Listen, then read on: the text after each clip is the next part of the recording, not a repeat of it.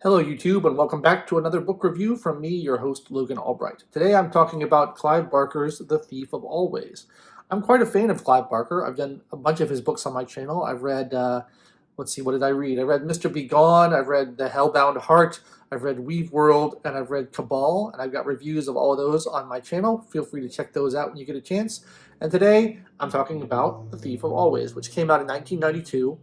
And it's sort of I wouldn't quite call it a children's book, but it's pretty close to being a children's book. I'd say it's written for kind of middle grade readers. It's something certainly people of that age could understand, although it does have kind of a gruesome, out of nowhere death of a cat early in the book that I don't appreciate because I don't like when cats die in books. I'm a big fan of cats, and I don't like to see them mistreated even in fictional contexts. So that was a little bit weird and out of place. It really felt like it was kind of gratuitous and didn't fit in with the rest of the book. But apart from that, it's certainly a good kind of dark fantasy book for middle grade readers. And I really enjoyed it a lot. It's quite short, as you can see. I actually read the entire thing in one sitting on an airplane, and I really had a lot of fun with it. It's also peppered with illustrations by the author. Clive Barker, as you may know, is not just a writer. He's also an illustrator. He's also a filmmaker. He made Hellraiser, which was based on The Hellbound Heart. Very talented guy. And I really love this sort of dark fantasy style, this genre. I really think it's great. It really speaks to my sensibilities. And the two authors I can think of who really excel at it are Clive Barker and Neil Gaiman. And this book reminds me a lot of Neil Gaiman's books, although I think it came out quite a bit earlier than most of Neil Gaiman's most famous works. So clearly one is influenced by the other. And the basic plot of The Thief of Always involves a young boy named Harvey who is extremely bored during the cold month of February and wishes for some sort of adventure or excitement to take him away from the mundane nature of everyday life. And he gets his wish, and he manages to be invited to this special house, often in this like magical realm. And the thing about this house that's magical is that every day progresses through all the seasons of the year. And so it's spring in the morning, and then it gets hot summer in the early afternoon, and then they have Halloween every night in the evenings, and then at dinner time it's Thanksgiving, and then late at night it becomes Christmas, and then it starts all over again.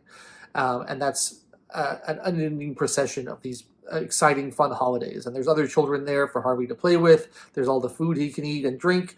There's a mysterious lake with kind of grotesque fish in it. And it seems like kind of a paradise world for Harvey to play around in, and a way to get away from just the prosaic nature of everyday life, and he's very happy about this. Of course, this being a dark fantasy book, things are not as they appear, and it ends up being sort of a vampire story, although I don't want to say too much more about that, because I don't want to give away the ending. But it turns dark, and it becomes sort of not quite a horror book. I know Clive Barker is known as a horror author. I wouldn't quite classify this as horror, but it comes close to a horror book, and is sort of a very dark version of a children's story, a fairy tale, fantasy, and it's that kind of thing that I really love. I love these sort of drawing from these traditional influences of these original fairy tales or stories by 19th century children's authors, and folklore, and kind of bringing all these things together into one package is something that really speaks to me and something that I really enjoy. Like many books intended for younger readers, there's a certain amount of didactic messaging in this book. There's a certain amount of moralizing, which is normally something that I'm not too much of a fan of, but it's done subtly enough and that I think it works here because it has the flavor of one of those like Grimm's fairy tales or Hans Christian Andersen fairy tales, these kind of morality play earlier folk tales were cautionary tales where parents would tell stories to their children in order to get them to avoid making mistakes and doing things that would be bad for them or have bad consequences for them. And there's some morals in this book about how you use your time, being grateful for what you have, not being too dissatisfied with the present and trying to go off and do other things. There's a lot of little small morals like that kind of creep into the end, making the most of your time and making the most of every day. That sort of thing creeps in there. And like I said, I don't like to really hit people over the head with messages. I think that can be quite annoying.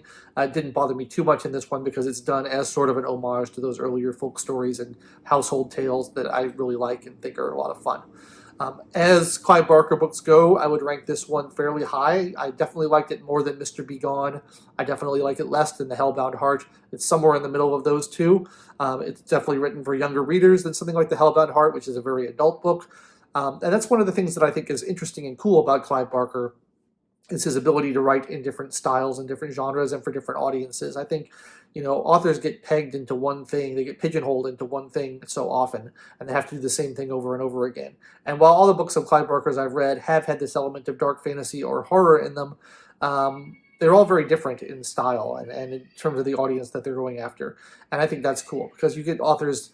I mean, Stephen King has written enough books that he's branched out and done some different stuff. But for a long time, something like Stephen King is just horror novel after horror novel after horror novel, the same thing over and over again. And as a writer myself, I find that extremely limiting and tedious, and I have lots of ideas for books that I want to write that are in different genres, and it's nice to be able to stretch out and do different things, write for children, write for adults, write horror, write fantasy, write different things, and I think Clive Barker is good at that, and he seems to be pretty good at every style that I've read from him and that he's attempted, so I've enjoyed all of them. Although Mr. Be Gone is by far my least favorite. I found it a little bit too cute, a little bit too cutesy, too trying to be clever. Not so great. But the other ones I've read from him I've loved. And so I'd like to keep reading Clive Barker. And if you would like to tell me in the comments below which book I should tackle next, I'm thinking maybe a Magica. That might be a good one. But I'm going to keep reading his books, so please give me your recommendations for what you think are his best works. I'd like to read more, and tell me what you thought of The Thief of Always. I thought it was quite good. I enjoyed it. I really like this book design, too. This Hellbound Heart edition I have is the same kind of black and green with the Gothic type, and I really think that's a cool design. Some of the other ones I have are different editions, but I enjoyed that. So yeah, let me know what you think. I'd be interested to hear. If you enjoyed the review, like the video, click the bell for notifications, subscribe to the channel, all the stuff you're supposed to do if you're a YouTube viewer. You know it all by now. And thanks so much for watching. I'll be back next week with another book review, and take it easy. Catch you later.